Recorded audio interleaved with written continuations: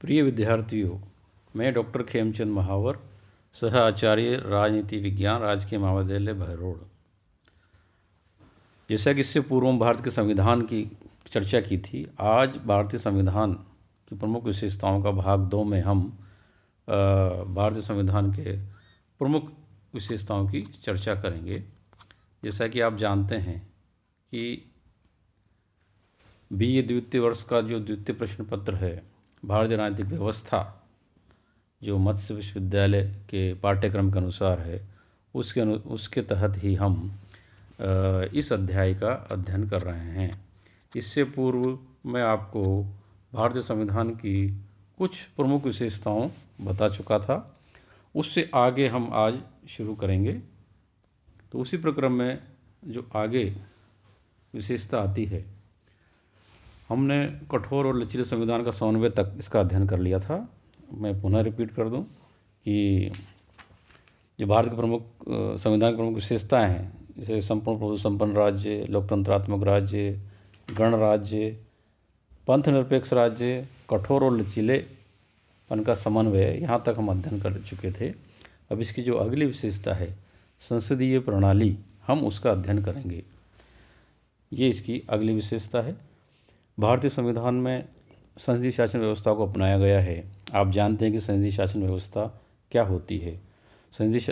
जैसे कि पूर्व में भी बताया जा सका, संसद का अर्थ है राज्यसभा, लोकसभा, राष्ट्रपति, ये तीनों मिलकर संसद कहलाती है।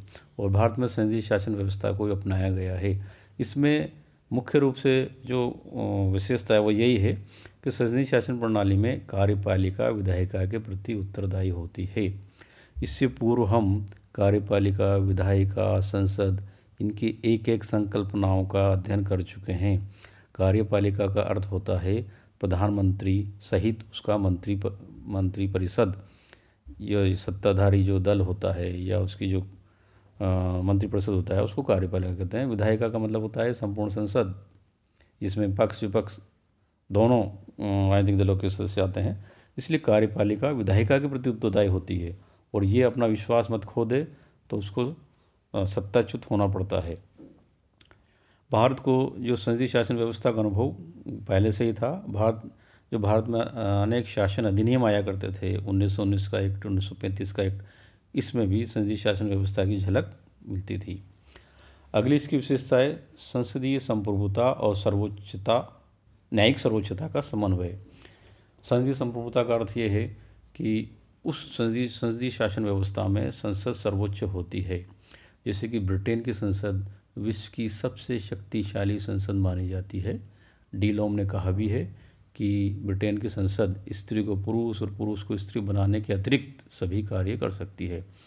तो संसदीय सर्वोच्चता का सिद्धांत हूबहू ब्रिटेन पर लागू होता है, किंतु भारत में संसदीय संप्रभुता तो है, किंतु सर्वोच्च न्यायालय की शक्तियों के साथ उसका समन्वय करते हुए, संतुलन बिठाते हुए दोनों को अपने अपने स्थान पर शक्ति दी गई है।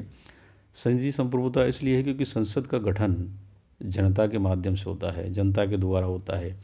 जनता जिसे अपना मत देती है वही संसद में आके सत्ता का संचालन करता है। किंतु कहीं संसद के माध्यम से कुछ ऐसे कानून न पारित हो जाए जो जनता के हित में ना हो, इसलिए अनेक शक्तियां सर्वोच्च न्यायालय को भी प्रदान की गई है कि संसदीय शासन व्यवस्था या संसद के संचालक है वो सदैव जनता के हित में, संविधान सम्मत और संविधान के नियमों के अनुसार ही नीतियों का प्रतिपादन करेंगे। इसलिए भारत में संसद और सर्वोच्च न्यायालय दोनों की शक्तियों में समन्वय स्थापित करने का प्रयास किया गया है। यदि संसद इस प्रकार का कोई कानून बनाती है जिससे भारतीय राज्यों जो एकक है, इकाई है, या भारतीय जनता या जनता के मूलाधिकारों का हनन होता है, तो न्यायपालिका अपनी न्यायिक पुनरावलोकन की शक्ति के माध्यम से उसे पुनः उसका अन्वेषण कर सकती है और सही और गलत को बता सकती है। इसकी अगली विशेषता है संघीय शासन। भारत में संघीय शासन है। देखिए, संघीय शासन का अर्थ ये है कि इसमें केंद्र और राज्य दोनों का प्रावधान है। भारत अनेक राज्यों से मिलकर बना हुआ है, किंतु जैसे कि अमेरिका, ब्रिटेन, कनाडा, इन सब में संघीय शासन व्यवस्था पाई जाती है। भारत में भी संघात्मक शासन व्यवस्था है। भारत में जो संघीय शासन व्यवस्था है उसमें इकाइयों को या राज्यों को पृथक होने का या पृथक संविधान बनाने का इस प्रकार का अधिकार नहीं है। वो राज्य केंद्र के अधीन या संघ के अधीन रहकर ही अपना कार्य करेंगे। भारत के संविधान का अनुच्छेद 1 में लिखा है, भारत राज्यों का संघ होगा, यूनियन ऑफ स्टेट होगा। राज्यों के संघ शब्द के महत्व की व्याख्या करते हुए डॉक्टर BR अम्बेडकर ने कहा है कि इसके अंतर्गत 2 चीज़ें अंतर्निहित हैं। प्रथम, भारतीय संघ विभिन्न इकाइयों के मध्य एक समझौते का परिणाम नहीं है। द्वितीय, किसी भी इकाई को संघ से अलग होने की स्वतंत्रता प्राप्त नहीं है। अगली विशेषता वयस्क मताधिकार की है। वयस्क मताधिकार आप सभी जानते हैं कि भारत में आज प्रत्येक 18 वर्ष की आयु का कोई भी युवा मतदान के योग्य हो सकता है, बशर्ते कि वह दिवालिया, पागल या इस प्रकार का घोषित न किया गया हो और उसका मतदाता सूची में नाम हो।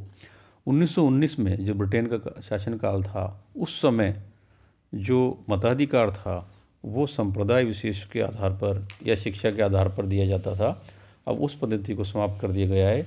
भारत का प्रत्येक नागरिक जिसकी आयु 18 वर्ष है वो मतदाता सूची में अपना नाम जुड़वा सकता है और मतदान में भाग ले सकता है, या उम्मीदवारी में भी वो या किसी भी पद के लिए वो योग्य हो सकता है। अगली विशेषता इसकी मौलिक अधिकार, मूल कर्तव्य। भारतीय संविधान में व्यक्तियों के मौलिक अधिकार भी दिए गए हैं। मौलिक अधिकार और मूल कर्तव्य दोनों ही दिए गए हैं।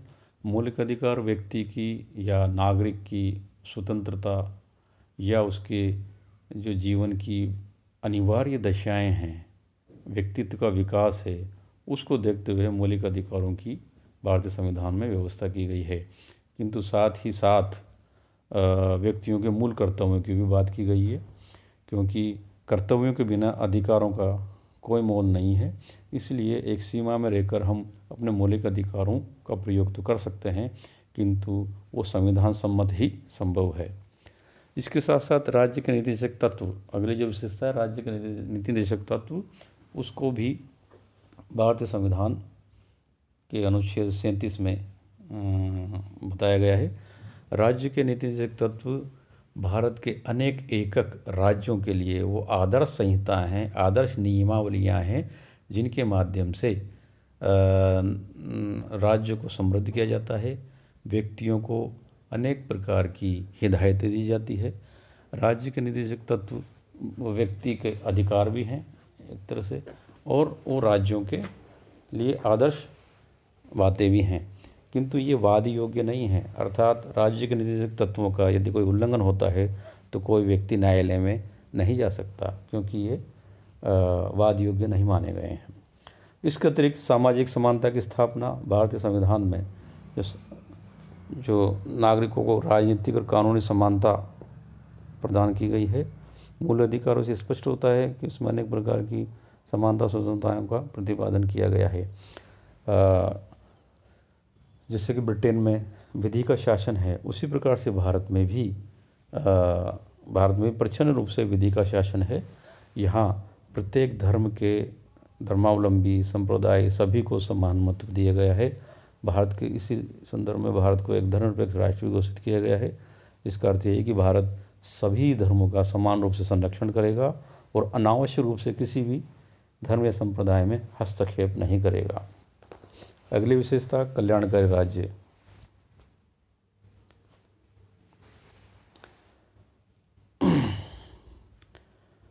भारतीय संविधान की जो विशेषता है कल्याणकारी राज्य, भारतीय संविधान राज्य कल्याणकारी होगा। कल्याणकारी राज्य का अर्थ है कि राज्य प्रत्येक नागरिक की या सभी व्यक्तियों की या जनता की सुख सुविधाओं का ध्यान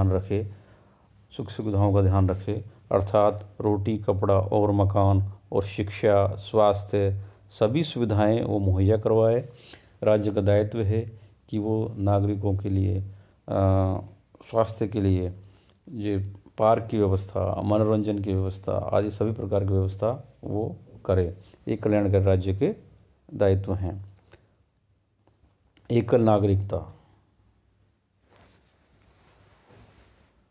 देखिए, भारतीय संविधान में संघीय शासन व्यवस्था का प्रावधान है, और जहाँ संघीय शासन व्यवस्था का प्रावधान होता है वहाँ पर दोहरी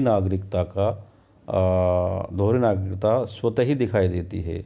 जैसे एक संघ की नागरिकता, एक राज्यों की नागरिकता, किंतु भारत में केवल एकल नागरिकता की सिद्धांत को अपनाया गया है, क्योंकि यदि दोहरी नागरिकता का सिद्धांत अपनाया जाता तो उससे भारतीय संप्रभुता को खतरा हो सकता था, और दोहरी नागरिकता से केंद्र और राज्य के बीच खींचतान भी हो सकती थी, विवाद भी हो सकता था।